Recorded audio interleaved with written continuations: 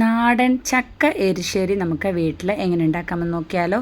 അപ്പോൾ 1 കപ്പ് ചക്ക ഇതേപോലെ ചെറുതായിട്ട് കട്ട് ചെയ്തത് ഒരു കുക്കറിലേക്ക് ഇട്ട് കൊടുക്കുക.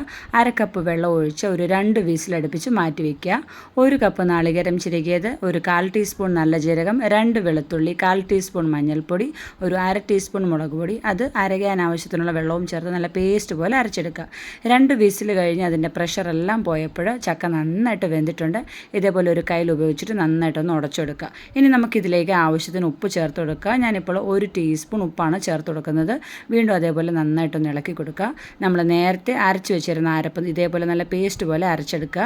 അത് ഇതിലേക്ക് നമ്മൾ ചേർത്ത് കൊടുത്താൽ മിക്സിയുടെ ജാറ് കഴുകി കുറച്ച് വെള്ളം കൂടെ ഒഴിച്ച് നന്നായിട്ടൊന്ന് ഇളക്കുക.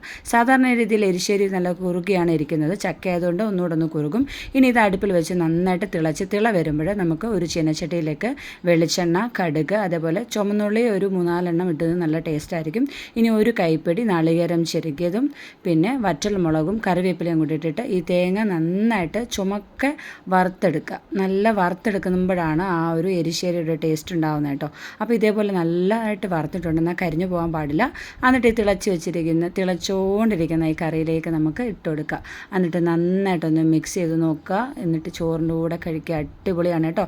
അപ്പോൾ ചക്ക എരിശ്ശേരി ട്രൈ ചെയ്തിട്ടില്ലാത്തവർ തീർച്ചയായും ഉണ്ടാക്കി നോക്കുക. Okay, bye bye, Tata.